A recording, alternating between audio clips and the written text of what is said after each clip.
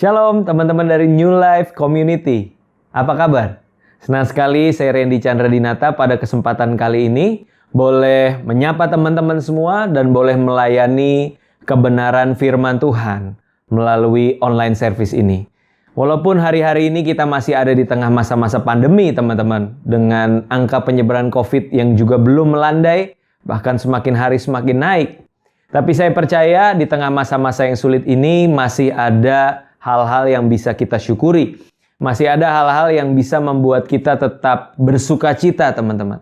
Ya, seperti halnya belum lama ini saya pun sempat terpapar COVID-19 dan puji Tuhan beberapa minggu yang lalu saya sudah pulih, saya sudah negatif, dan istri dan anak yang juga terpapar COVID-19 juga pelan-pelan sudah mulai pulih, dan dalam waktu dekat juga saya percaya akan negatif, teman-teman.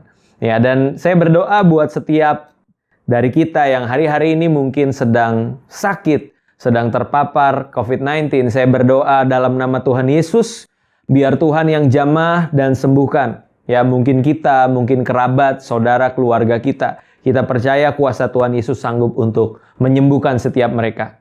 Dan buat setiap teman-teman yang saat ini ada dalam keadaan yang sehat, dalam keadaan yang baik, biarlah Tuhan terus memelihara, terus Tuhan memproteksi. Dan juga jangan lupa untuk terus terapkan protokol kesehatan. Sehingga kita percaya dalam waktu dekat pandemi ini bisa segera berlalu dan kita bisa kembali berkumpul untuk beribadah secara langsung dan menikmati hal-hal yang biasa kita lakukan bersama-sama. Amin teman-teman, ya kita berdoa bersama-sama buat hal ini. Nah, pada kesempatan kali ini saya akan membawakan sebuah tema yang dimana tema besar yang diberikan kepada saya bicara tentang relationship killer atau pembunuh dari hubungan. Pembunuh dari hubungan. Dan saya pada kesempatan kali ini akan berfokus kepada satu tema yang saya beri judul Toxic Friendship. Toxic Friendship atau persahabatan yang toksik. Nah, seperti apa sih persahabatan yang toksik itu? Kita akan belajar pada kesempatan kali ini, teman-teman. Nah, untuk pendahuluan, satu hal yang kita perlu ketahui adalah bahwa tema mengenai persahabatan adalah sebuah tema yang ternyata tercatat di dalam Alkitab. Dan buat saya ini adalah sebuah tema yang boleh dikatakan penting, teman-teman. Ya, ketika bicara tentang persahabatan. Karena Tuhan Yesus sendiri itu juga berkali-kali mention, berkali-kali bicara tentang sahabat. Nah, seperti apa? Kita akan baca di Yohanes pasal yang ke-15, ayat 13 dan juga 15. Saya akan bacakan. Tidak ada kasih yang lebih besar daripada kasih seorang yang memberikan nyawanya untuk sahabat-sahabatnya. Ayat 15. Aku tidak menyebut kamu lagi hamba, sebab hamba tidak tahu apa yang diperbuat oleh tuannya.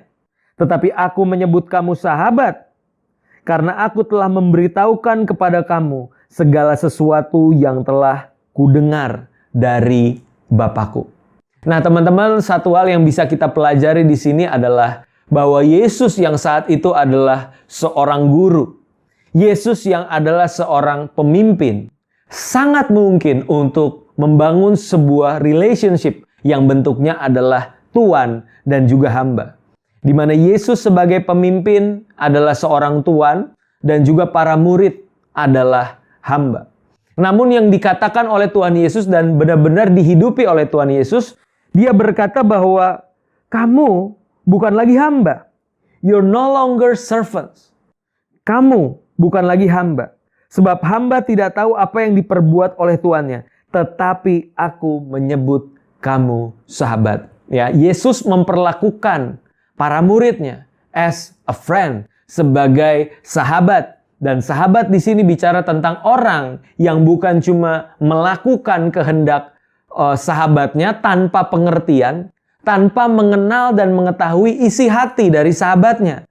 Tapi Yesus katakan di sini, engkau menjadi sahabatku karena aku memberitahukan kamu apa yang aku telah dengar dari Bapa. Artinya di dalam persahabatan itu adalah pengenalan, teman-teman. Dan juga ada keterbukaan, di mana satu dan yang lain itu bisa saling bertukar isi hati. Dan itulah persahabatan yang Yesus bangun dengan para muridnya.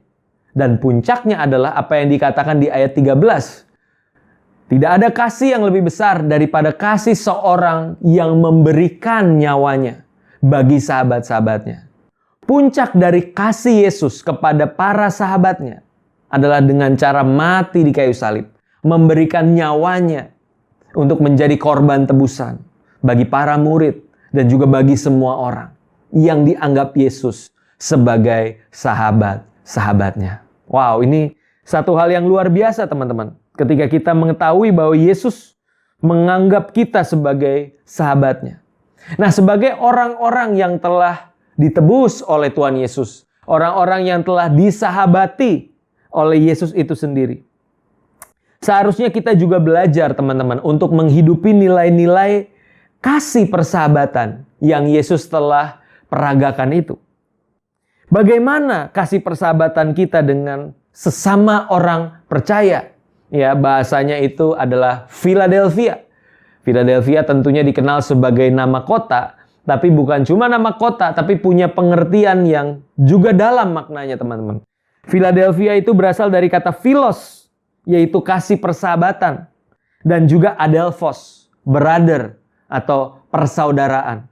Ya, jadi bicara tentang kasih di tengah-tengah komunitas orang percaya, ya, philos dan juga adelphos. Tentang hubungan kita, persahabatan kita dengan sesama orang percaya pada khususnya, namun juga secara umum bagaimana kita memandang sesama kita yang ada di tengah-tengah dunia ini sebagai sahabat. Ya, mungkin berbeda suku, berbeda latar belakang sosial, mungkin berbeda secara keyakinan.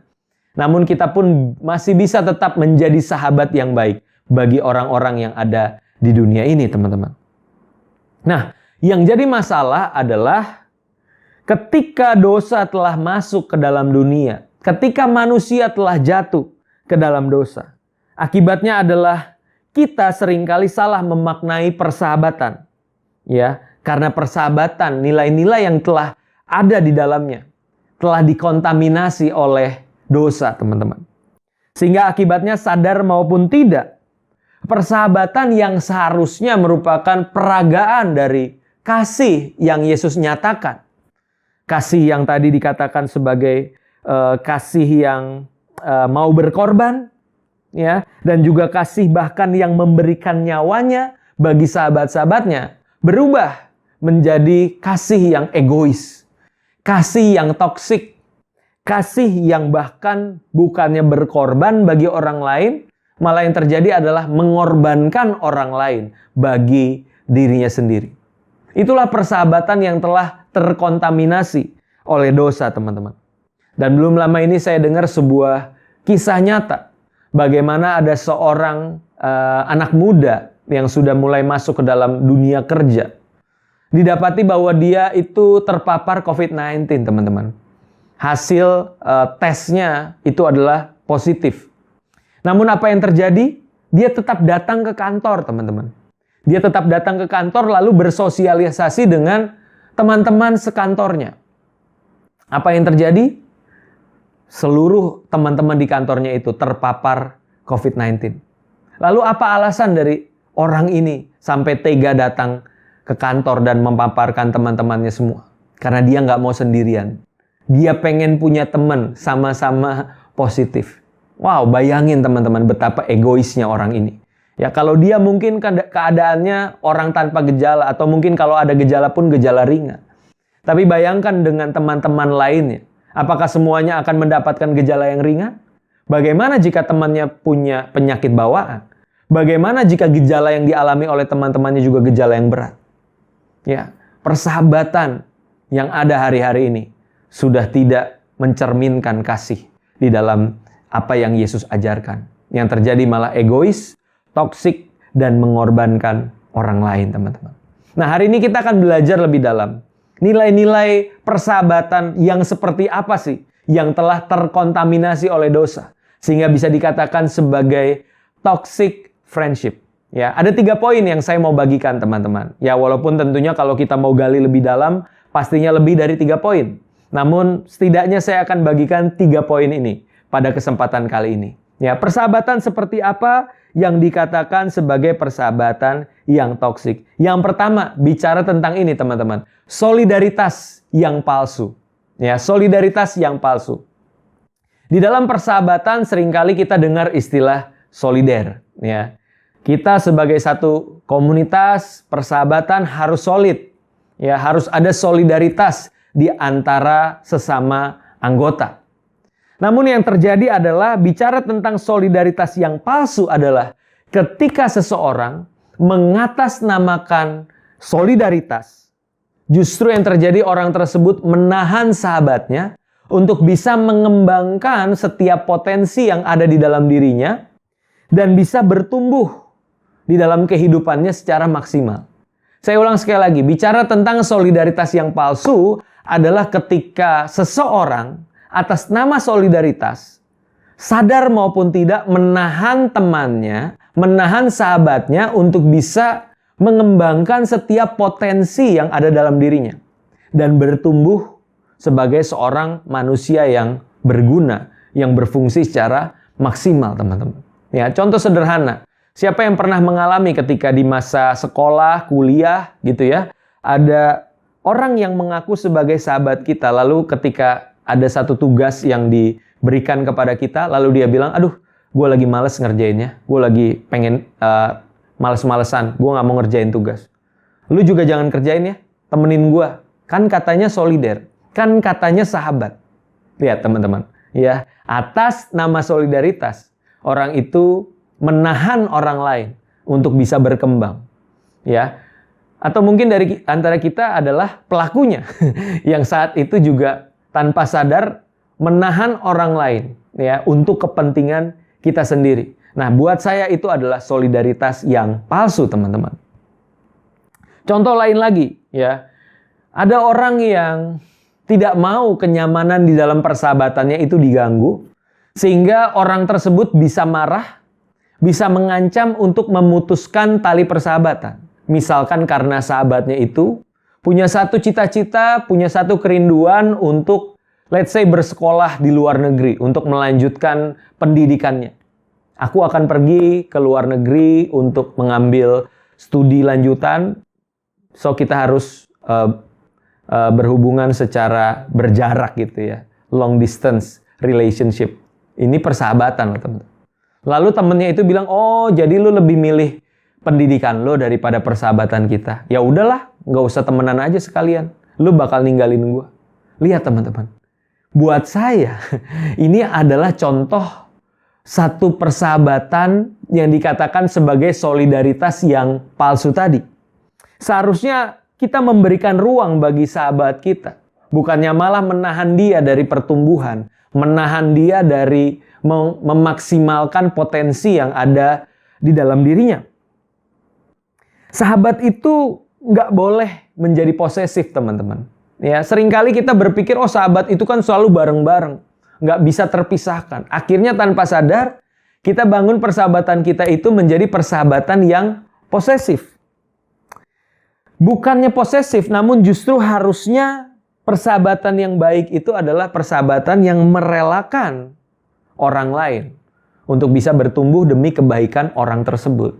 Ya, makanya kita mesti sadar sebagai orang-orang yang pastinya bersahabat ya di dalam hidup ini, bahwa tiap-tiap orang itu memiliki yang namanya season of life, musim kehidupan. Di mana di setiap musim sahabat-sahabat pun datang dan pergi silih berganti, teman-teman. Artinya mungkin selama beberapa tahun kita bisa bersahabat begitu intim dengan seseorang, namun di musim berikutnya dalam kehidupan kita maupun dia, mungkin hubungan yang tadinya begitu intim bisa sedikit berjarak. Dan buat saya persahabatan yang dewasa menganggap hal itu sebagai hal yang wajar, teman-teman.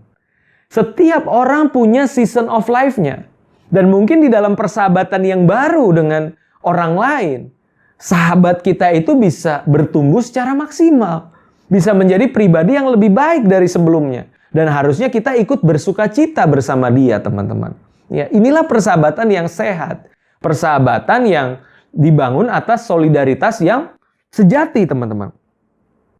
Saya percaya persahabatan itu ibaratnya pasir, ya.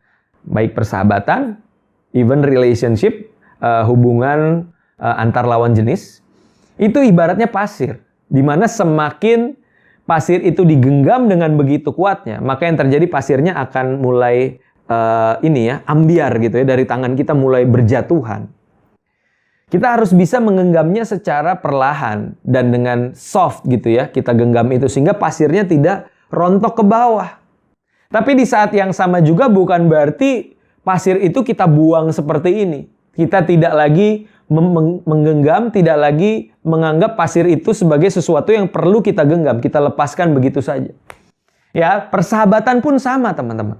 Ketika kita punya sahabat-sahabat, kita harus memberikan ruang bagi dia juga.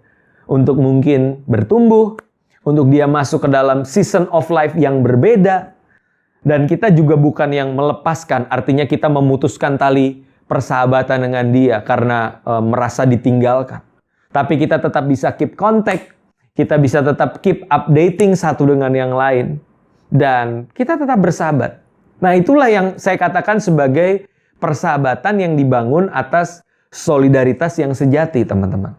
Ya, dan betapa dewasa dan betapa indahnya ada persahabatan yang model seperti ini, teman-teman. Ya, makanya kita pun harus membangun pemahaman kita tentang bagaimana kita bersikap dengan para sahabat kita. Saya suka dengan apa yang Rasul Paulus katakan di 1 Korintus pasal 12 ayat 26. Ya, ini adalah spirit yang harus dibangun, teman-teman. Bicara tentang tubuh Kristus yang terdiri dari banyak anggota, tetapi adalah sebuah persatuan, satu tubuh. Dan di situ Rasul Paulus mengatakan seperti ini. Karena itu jika satu anggota menderita, semua anggota turut menderita. Jika satu anggota dihormati, semua anggota turut bersukacita. Sudah seharusnya kita bangun persahabatan kita itu berdasarkan spirit yang benar. Kita bersukacita melihat orang lain berhasil, dan kita berduka cita melihat orang lain gagal. Jangan dibalik, teman-teman. Susah lihat orang lain senang, senang lihat orang lain susah. Ya, persahabatan yang sejati itulah persahabatan yang saling support, saling menguatkan, saling mendukung satu dengan yang lain. Maka yang terjadi adalah seperti yang Amsal 27 ayat 17 katakan. Besi menajamkan besi, orang menajamkan sesamanya. Biarlah lewat persahabatan yang solid itu terjadi sebuah sinergi, di mana sesama manusia itu justru membawa sesuatu yang menajamkan satu dengan yang lain. Semakin efektif, semakin produktif, semakin tajam di dalam panggilan Tuhan. Ya, bukan malah yang terjadi saling menumpulkan, saling menahan potensi satu dengan yang lain. Ya, itu yang pertama, teman-teman. Bicara tentang nilai yang toksik adalah solidaritas yang palsu. Itu yang pertama. Yang kedua, nilai yang seperti apa lagi, teman-teman, yang toksik di dalam persahabatan? Yang kedua adalah eksklusivitas. Eksklusivitas. Teman-teman, salah satu hal yang cukup mengganggu di dalam sebuah komunitas adalah nilai-nilai eksklusivitas, teman-teman. Ada paradoks di dalam kita bersahabat atau berkomunitas. Ya, yang pertama adalah seperti ini.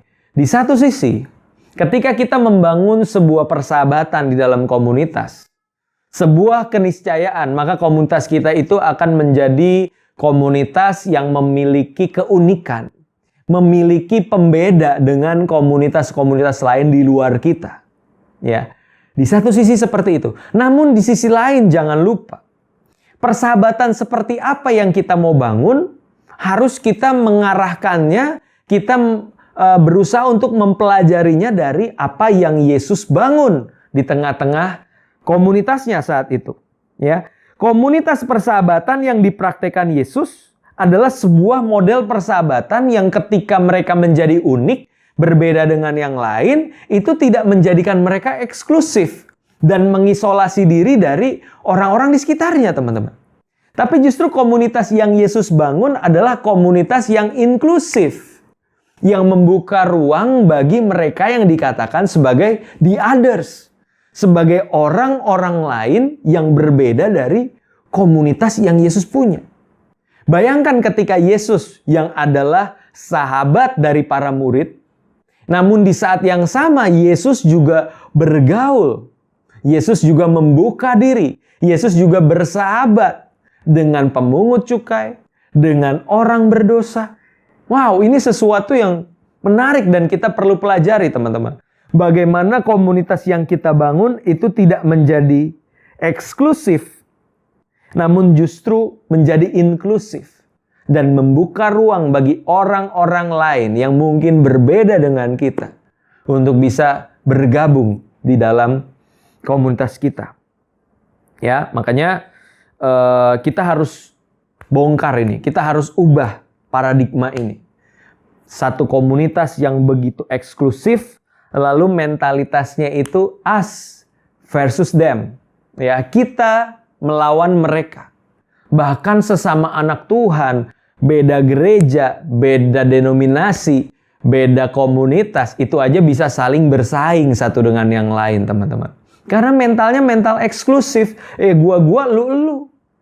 Tapi sekarang ini kita harus mulai menyadari persahabatan yang dibangun Yesus adalah persahabatan yang inklusif dan membuka diri bagi orang lain. Dan begitupun kita harus mulai membangun komunitas kita dengan mentalitas yang benar, perspektif yang benar, teman-teman.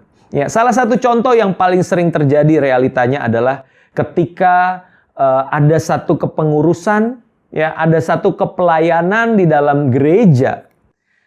Tanpa sadar, kepengurusan ini menjadi sebuah kepengurusan yang begitu eksklusif.